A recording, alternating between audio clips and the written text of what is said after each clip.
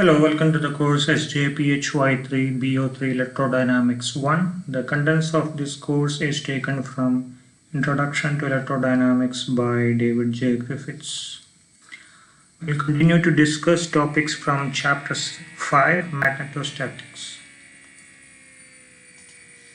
In the last class, we have discussed the classic example of motion of a charged particle in a magnetic field, which is the cyclotron motion, where we have seen that when a charge moves with a constant velocity perpendicular to a uniform magnetic field, it executes a circular motion. Today we are going to discuss, in addition to the magnetic field, if there is an electric field, what's going to happen to the trajectory of the charged particle. So for simplicity, let's assume that a uniform electric field is acting perpendicular to a uniform magnetic field, and we will discuss about the motion of the charged particle in this crossed electromagnetic field. So we will take a two-way approach. In the first case, we will do a qualitative analysis of the motion, where we will be mainly discussing about the physical picture without going much into the details of the mathematics. And secondly, we will do a more rigorous quantitative analysis, where we will identify what are the various forces acting on the charged particle, then write down the equation of motion, solve it, from that analyze the trajectory of the particle. So both these approaches are very important in physics. Oftentimes it happens that we focus too much on the mathematics and forget about the underlying physics. So whenever we do a derivation or write down an equation, it's important that we understand the physics behind the equation. Okay. So let's first get the physical picture right. After that, we will go into the details of the mathematics. Okay. So we know that this is a cross electromagnetic field. So I have an electric field acting perpendicular to the magnetic field. So let's assume that electric field is along the z direction and magnetic field is along the x direction. Let's also make an assumption that at time t equal to 0, the particle is at rest and also its location is at the origin. So at time t equal to 0, the velocity of the particle is 0 and its location is the origin, x equal to y equal to z equal to 0. Since this is an electromagnetic field, we know that there are two types of forces that are going to act on the particle. One is the electrostatic force given by QE, and second is the magnetostatic force Q into V cross B. So remember, since the magnetic force depends on the velocity, it comes into existence only when the charge is moving. So initially, the charge is at rest at the origin, and since the velocity is 0, there is no magnetic force acting on the particle. The only force which is acting on the particle is the electric force. And what is the direction of this force? Since the electric field is along the z direction, the electrostatic force is going to act along the plus z direction. So as a consequence of this electrostatic force, the particle is going to move upward in the plus z direction.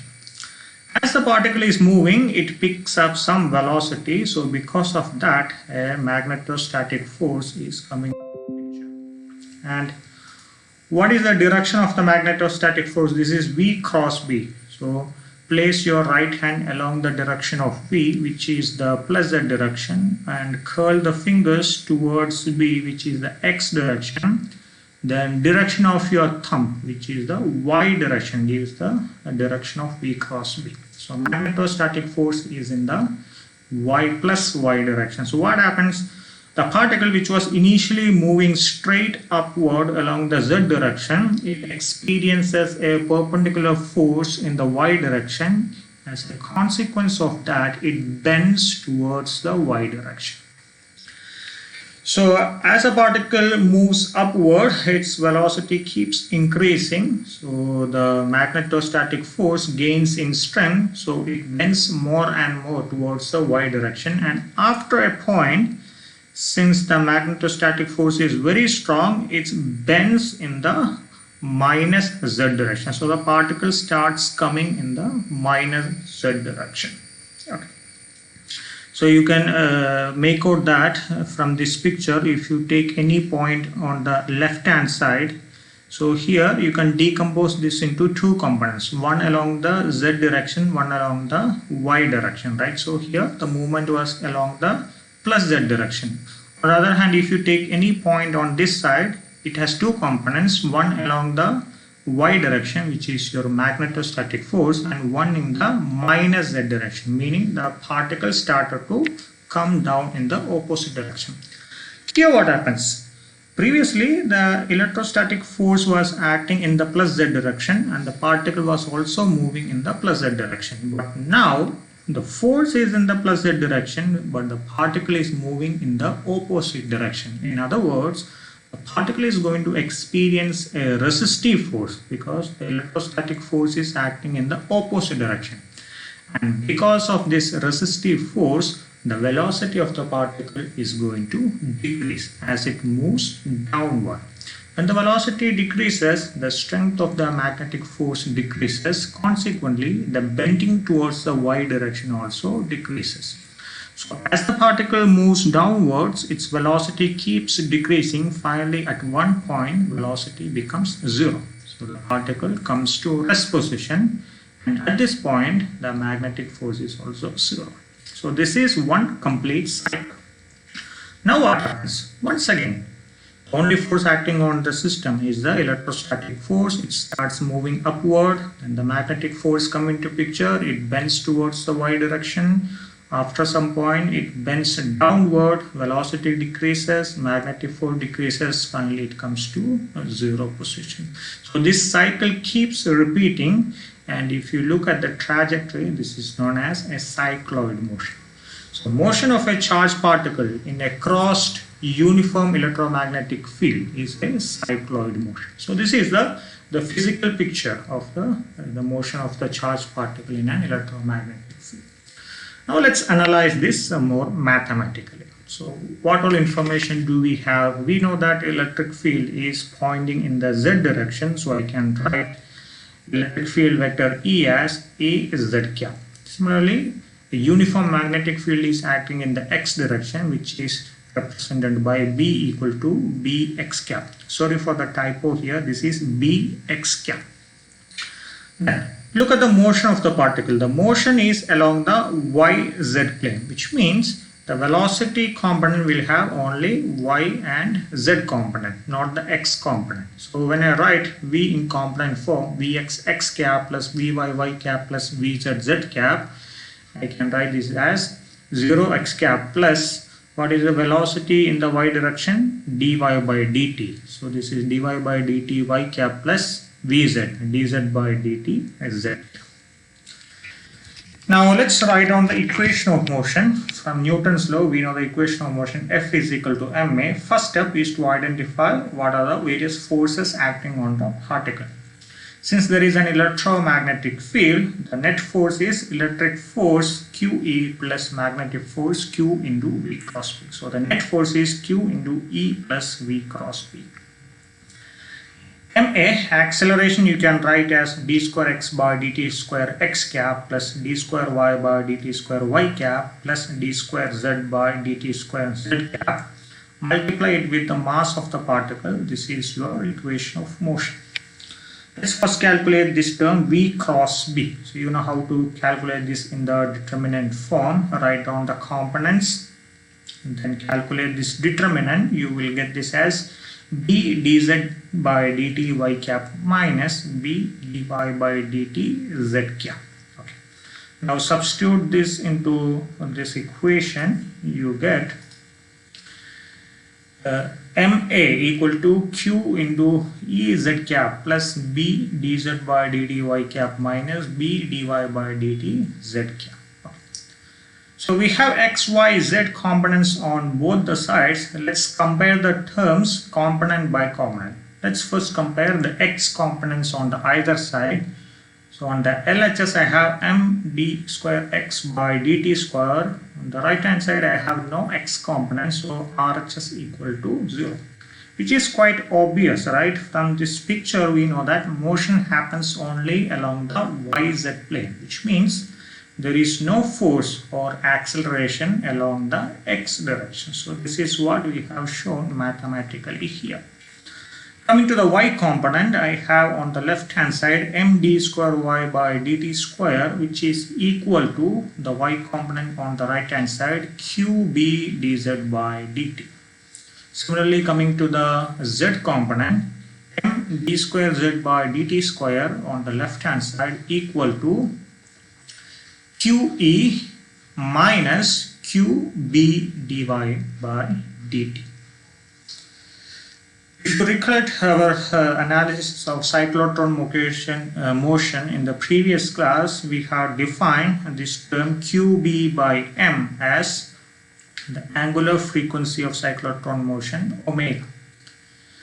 So using omega, we can rewrite these two equations. Okay. So the y equation becomes d square y by dt square equal to qb by m dz by dt. Substitute for qb by m as omega, so you get the first equation, d square y by dt square equal to omega dz by dt. Similarly, if you rewrite the z equation, this becomes d square z by dt square equal to qe by m minus qb by m dy by dt, or in terms of omega, this becomes omega e by b minus dy by dt. So you have two differential equations here. In fact, these are coupled differential equations because y equation is written in terms of z component. Similarly, z equation is written in terms of y component. So these are coupled differential equations. I hope you know how to solve differential equation. You had already learned this in your mathematics course, so you can do it for yourself. I am not going into the details of this derivation.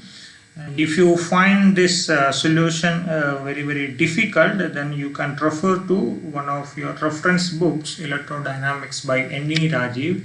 The detailed procedure of solving this set of equations is given there, but I encourage you to do it by yourself. So when you solve this, you get y of t equal to c1 cos omega t plus c2 sin omega t plus e by bt plus c3. Similarly, z of t equal to c2 cos omega t minus c1 sin omega t plus c4. So this is the trajectory of your charged particle. As you notice, there are four unknown constants here, c1, c2, c3, c4. Since this is a time-dependent equation, as always, you can resort to your initial conditions to find out the values of these unknown constants. Okay. So what are the initial conditions we know? We know that at time t equal to 0, the particle is at the origin r equal to 0. Or in terms of the Cartesian coordinate, you can write at the origin x equal to y equal to z equal to 0. So rewrite these two equations at y equal to 0 and z equal to 0. So first equation become at y equal to 0, this is c1 cos 0 plus c2 sin 0 plus e by b 0 plus c3, which is equal to 0. Sin 0 equal to 0, cos 0 equal to 1. So from the first equation you get c1 plus c3 equal to 0 or c1 equal to minus c3. Coming to the second equation, z at t equal to 0 is c2 cos 0 minus c1 sin 0 plus c4. Once again you get c2 plus c4 equal to 0 or c2 equal to minus c4. So we found out one relation between these two constants. So this is not enough to exactly know the values of each of these individual constants. So let's take one more initial condition. Since at time t equal to 0, the particle is at the origin, and we have also mentioned it is at rest, right? So at time t equal to 0, velocity dr by dt is going to be 0. So the second initial condition, at time t equal to 0, velocity equal to 0, So dx by dt equal to dy by dt equal to dz by dt equal to 0. So before applying this condition, let's first write down the equation for dy by dt and dz by dt. So dy by dt is equal to minus omega c1 sin omega t plus omega c2 cos omega t plus e by b. Similarly, dz by dt equal to minus omega c2 sin omega t minus omega c1 cos omega t equal to 0. Now apply this condition dy by dt at time t equal to 0. This is minus omega c1 sin 0 plus omega c2 cos 0 plus e by b. Once again, sin 0 equal to 0, cos 0 equal to 1. From this you get c2 equal to minus e by omega b. Similarly, from dz by dt at time t equal to 0, you get c1 equal to 0. So you found out the values of two constants. You also know the relation between all the four constants, right? C1 equal to minus C3. So you can write C1 equal to 0, C3 equal to 0. Similarly, C2 equal to minus C4. So C4 equal to plus E by omega P. So once you substitute the values of C1, C2, C3 and C4, you get the trajectory y of t equal to e by omega b omega t minus sin omega t. Similarly, z of t equal to e by omega b 1 minus cos omega t. Let's suppose e by omega b equal to capital R. Then in terms of R, you can rewrite the equations as y of t equal to r omega t minus r sin omega t. Similarly, z of t equal to r minus r cos omega t. Now rearrange these equations. From the first equation, you can write sin omega t equal to 1 by r omega t minus y. Similarly, cos omega t from the second equation, 1 by r into r minus z. Invoking the trigonometric relation sin square omega t plus cos square omega t equal to 1, you can write from these two equations sin square omega t, which is 1 by r square r omega t minus y whole square, plus cos square omega t, which is 1 over r square r minus z whole square equal to 1. Or taking the common factor 1 by r square to the right hand side, you can write r omega t minus y whole square plus r minus z whole square equal to 1. Since we are talking about a square term here, this is always positive, so it doesn't matter whether you write it as r omega t minus y square or y minus r omega t square. So let's write it in a more standard form. Y minus r omega t whole square plus z minus r whole square equal to r square. So does this look familiar to you? You can compare this with the standard equation of a circle of radius r lying in the yz plane with center at a comma b. So you know this is a standard equation. This is y minus a whole square plus z minus b whole square equal to r square. Now when you compare it with this equation, now it becomes very clear to you. This corresponds to a circular motion where the radius of the circle is capital R and the center is at r omega t comma r. But if you look at a circle which is simply rotating at a given position, you will find that the center of the circle is constant, it doesn't move, right? But if you look at the center here, this is r omega t comma r. It is a function of time. As time changes, the center is also changing.